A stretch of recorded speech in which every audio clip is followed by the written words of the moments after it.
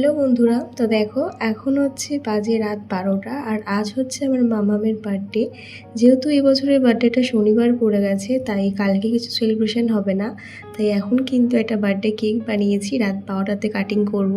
সবার বার্থডে মোটামুটি রাত 12টায় সেলিব্রেশন হয়, তবে আমার মামামই বা কেন বাদ যাবে, তাই কিন্তু ওর জন্য এই কেকটা বানিয়েছি। তো চলো এখন সেই সেলিব্রেশনটাই করব, তোমাদের সাথে একটু শেয়ার করি, তাই এখন ব্লগটা স্টার্ট করা। নাহলে এখন আর ব্লগটা স্টার্ট করবো নাই, ভেবেছিলাম যে কালকে থেকে ব্লগটা স্টার্ট করবো ভেবেছিলাম।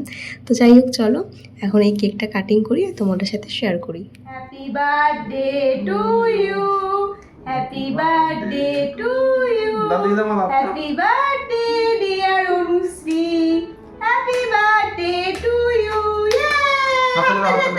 হাততালি দাও। Happy birthday mamma, happy birthday. Hello everyone, welcome back to my channel Puja's lifestyle. I hope তোমরা সবাই খুব ভালো আছো, আমিও খুব ভালো আছি। তো কালকে রাতে তো দেখতেই পেলে মামামের বার্থডে সেলিব্রেশন করলাম। তো আজকে হচ্ছে মানে শনিবার, আজকে মামামের বার্থডে। এই যে বার্থডে গার্ল আমাদের, এদিকে আসো মাম্মা। এই যে আমাদের বার্থডে গার্ল আমার ঘুম থেকে উঠেছে।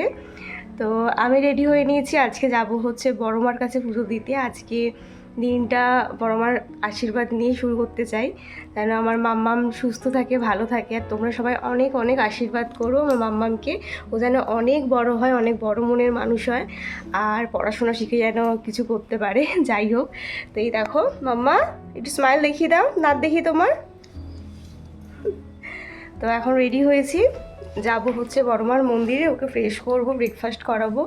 তো তোমরা ব্লগটা দেখতে থাকো, আশা করছি তোমাদের আজকে ব্লগটা খুব ভালো লাগবে। আজকে যেহেতু শনিবার, আজকে ওর কোনো বার্থডে সেলিব্রেশন হবে না, তার জন্য বড়মার মন্দিরে পুজো দিতে যাচ্ছি। কালকে সেলিব্রেশন হবে, কালকে সানডে আছে, ওর পাপারও ছুটি আছে, আর সানডে তো মানে সবার ছুটি ছাড়া থাকে, তো কালকে সেলিব্রেশন হবে। তো চলো আজকে ব্লগটা তো শুরু করলাম, দেখো। আর বড়মার মন্দিরে যাচ্ছি, কী কী করছি সবটাই তোমাদের সাথে শেয়ার করবো যতটা পারবো। প্রচণ্ড গরম পড়েছে, আর এরা বাইরে গিয়ে আমার কী অবস্থা হবে। এতক্ষণ তো এসি চালিয়ে মেকআপ টেকআপ করলাম, মেকআপ বলতে হালকা টাচ দিয়েছি, কারণ গরমের মধ্যে মেকআপ করলে সবই গলে গলে পড়বে। যাই হোক, চলো নিচে গিয়ে দেখা হচ্ছে, মামামকে ফ্রেশ করে রেডি করি। তো চলো ব্লগটার সাথে দেখো। মাম্মাম রেডি হয়ে নিয়েছে, এবার আমরা বেরাচ্ছি বড়মার মন্দিরে যাওয়ার জন্য। আমাদের গাড়ি রেডি। তো চলো, প্রচণ্ড রোদের তাপ, তো চলো। এরপর কিন্তু আমরা বেরিয়ে পড়লাম বড়মার মন্দিরে যাওয়ার জন্য। আর এই বছরের জন্মদিনটা যে শনিবার পড়েছে তার জন্য কিন্তু যাওয়া যাচ্ছে, কারণ জন্মদিনের দিন বাড়ির থেকে সকালবেলা বেরানো সত্যি খুব টাফ হয়ে পড়ে। যেহেতু শনিবার পড়েছে আর শনিবারে আমাদের বাড়িতে নিরামিষ হয়, তাই কিন্তু কিছু সেলিব্রেশন হচ্ছে না। তার জন্যই কিন্তু আজকে ভাবলাম চলো বড়মার কাছ থেকে আজকের দিনে একটা আশীর্বাদ নিয়ে আসি মামামের জন্য। তো তার জন্যই কিন্তু চলে আসলাম বড়মার মন্দিরে। আর দেখো, আমরা কিন্তু বেরিয়েছিলাম একদম সকাল সকাল, সকাল বলতে ওই বেলা 9টা মতনই বাজছিল, সকাল ঠিক বলা যায় না। আর দেখতে পাচ্ছ ওখানে কিন্তু প্যান্ডেল করা আছে, কেন বলো তো? কারণ কালকে ছিল বড়মার মন্দিরে বড় করে অন্নকূটের উৎসব, তার জন্যই কিন্তু বড়মার মন্দিরে প্যান্ডেল করা আছে। আর এখানে এসে দেখি এত সকালেও কিন্তু প্রচুর মানুষের সমাগম হয়ে গেছে। ওই দিকে দেখো, তোমার দাদাভাইয়ের ফ্রেন্ডও কিন্তু আমাদের জন্য ওয়েট করছিল। তো প্রথমে চলে আসলাম ভক্তের ভক্তি দোকানে, আর এখান থেকেই আমরা প্রতিবার ডালাটা কিনে থাকি। তো এখান থেকে কিন্তু আমরা ডালা নিয়ে নিচ্ছিলাম।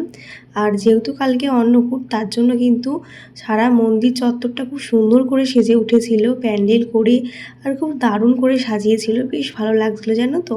আর এখন মানে আজকে গরমটা এত পরিমাণে পড়েছিল যে কি বলবো, প্রচণ্ড পরিমাণে গরম পড়েছিল। তো তারপরে কিন্তু আজকের দিনে মানে শনিবারের দিন কিন্তু বৃষ্টিও হয়েছিল। তোমাদের সাথে ব্লগটা শেয়ার করতে করতে আমার 2 দিন লেট হয়ে গেল।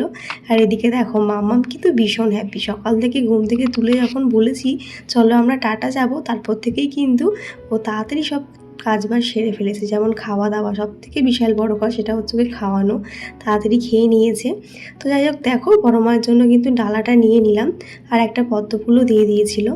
তো তো দেখো এখানে কিন্তু আমাকে সব কিছু সাজিয়ে গুছিয়ে দিয়েছে, এবার কিন্তু মন্দিরের ভেতরে ঢুকে পড়বো। তো যাই হোক, তারপরে কিন্তু আমরা চলে গেলাম মন্দিরের ভেতরে ঢোকার জন্য। আর জানো তো প্রচণ্ড ভিড় ছিল, আজকেও প্রচণ্ড ভিড় ছিল, কারণ কালকে যেহেতু বড়মার মন্দির বন্ধ থাকবে তার জন্যই। তো ফাইনালি চলে আসলাম বড়মার কাছে, আর এসে দেখো মাকে মন ভরে রাখলাম আর প্রাণ ভরে রেখলাম। তো খুব ভালো লাগলো। আর তোমাদের যাদের যাদের যা মনস্কামনা আছে সবটাই কিন্তু মাকে জানিও, মা কিন্তু কাউকে খালি হাতে ফেরাবে না। আর এখানে দেখো সবাই মানসিক করে এরকম এই কি বলবো, এই ওড়না বা চুন্নি যাই বলো না কেন এইগুলো কিন্তু বেঁধে দিয়ে যায়। তো যাই হোক, তারপরে কিন্তু আমরা মন্দির থেকে পুজো দিয়ে বেরিয়ে পড়লাম। আর এখানে এই কাকিমাটা টিপ পরাচ্ছিল, তো টিপটা পরে নিলাম। আর প্রচণ্ড গরম লাগছিলো, তাই কিন্তু এখানে বেশিক্ষণ ওয়েট করলাম না, এখান থেকে কিন্তু বেরিয়ে পড়ছি। আর তোমাদের তো বললামই কালকে অন্নকূট আছে, তার জন্য কিন্তু খুব সুন্দর করে মন্দিরটা সাজিয়েছিল, প্যান্ডেল হয়েছে। মানে আমি তো শুনলাম যে অনেক ভোগ, মানে অনেক মানুষের সমাগম হবে আর অনেক ভোগের আয়োজন করা হবে। তো যাই হোক, তারপরে কিন্তু এখানে একটু সেলফি নিয়ে নিলাম। আর দেখতেই পাচ্ছ কত লোক, এখন তো সবে সকালবেলা, এর যত বেলা বাড়বে তত লোক বাড়বে। তো যাই হোক, মায়ের কাছে যে আজকের দিনে আসতে পেরেছি এটাই কিন্তু আমার জন্য অনেক, খুব আশা করে এসেছিলাম আর খুব ভালো করে পুজোটা দিয়েছি। যাই হোক, তারপরে কিন্তু দেখো আমরা চলে আসলাম ভি-মার্টের এখানে, কারণ তোমার দাদাভাই গাড়িটা এখানে রেখেছিল। গাড়িটা নিয়ে কিন্তু এবার বাড়ির দিকে রওনা দিয়ে দেবো, কারণ আস্তে আস্তে যত বেলা বাড়ছে গরমটাও যেন বাড়ছে। আমরা একদম পারফেক্ট টাইমে এসেছিলাম, 9টার সময় বেরিয়েছি, 10টার মধ্যে কিন্তু পুজো দেওয়া কমপ্লিট হয়ে গেছিলো। তারপরে দেখো তোমার দাদাভাই চলে আসলো, আর তোমার দাদাভাইয়ের গাড়িতে করে কিন্তু বাড়ি চলে যাব। বাড়ি গিয়ে মামামের খাওয়া আছে, তারপরে হচ্ছে তোমার দাদাভাই ডিউটি যাবে, যেহেতু আজকে কিছু হচ্ছে না বলে তোমার দাদাভাই আর ছুটি নেয়নি, বেকার একটা দিন ছুটি নিয়ে কী করবে। আর সানডের দিন তো তোমার দাদাভাইয়ের ছুটি থাকেই। তো যাই হোক, তারপরে কিন্তু আমরা এখন চলে যাচ্ছি বাড়ির দিকে। তারপরে যাওয়ার পথে রাস্তায় দেখো একটা দোকানে চলে আসলাম, এখান থেকে মামামের খাবার দাবার নেওয়ার ছিল, যেমন সেগুলো নিয়ে নিলাম। তারপরে কিন্তু চলে গেলাম বাড়িতে। তো দেখো বন্ধুরা, বড়মার মন্দির থেকে এসেছি, অনেকক্ষণ হয়েছে, তবে মাঝে আর ব্লগ শ্যুট করতে টাইম পাইনি। এসে মাম্মামকে খাওয়ালাম, তারপরে ওকে তো সেরকম স্নান করিয়ে নিয়ে যাইনি, হাফ স্নান করিয়েছিলাম, বাড়ি এসে পুরো স্নানটা করালাম, মানে গা হাতটা ধুয়ে জামা কাপড় নিউ জামাটা পরিয়ে নিয়ে গেছিলাম। তো প্রচণ্ড গরম, দেখে বুঝতেই পারছো মুখ চোখের অবস্থা। এখন আর একবার স্নান করবো, স্নান তো করে গেছি সকালে, কাজ করতে করতে আবার স্নান হয়ে গেছি, তো আবার স্নান করব এখন। কালকে যেহেতু প্রোগ্রাম হবে বাড়িতে, তো আজকে কিছু কিছু জিনিস গুছিয়ে রাখবো, ঘরে বেডশিট চেঞ্জ করা বা টুকিটাকি যে কাজগুলো আছে সেগুলো করব, কারণ কালকে একদমই টাইম পাবো না। কালকে কখন কি করবো জানি না, কারণ আমার বার্থডে ডেকোরেশন করতে হবে। তো চলো এখন মামামকে ঘুম পাড়াবোই, দেখো ঘুরে বেড়াচ্ছে, ওকে ঘুমটা পাড়িয়ে বাকি কাজগুলো করব। তো চলো ব্লগটা। এরপরে চলে আসলাম লাঞ্চ নিয়ে, আর আজকের লাঞ্চে ছিল হচ্ছে সয়াবিন, সাথে হচ্ছে কচুর শাক। তো এটা দিয়ে লাঞ্চটা করে নিচ্ছি। আর এখনের লাঞ্চটা আমি উপরেই করি, কারণ মাম্মাম ঘুমায়, সেই টাইমটা আমি নিচে যেতে পারি না। তারপরে অনেকটা টাইম কেটে গেছে। আর দেখো এখন মা দুধ বসিয়ে দিয়েছে গ্যাসে, আজকে রাতে পায়েস আর চাটনিটা করে রাখবে, কারণ কালকে অনেক রান্নাবান্না থাকবে, তখন এইগুলো করার আর টাইম পাওয়া যাবে না।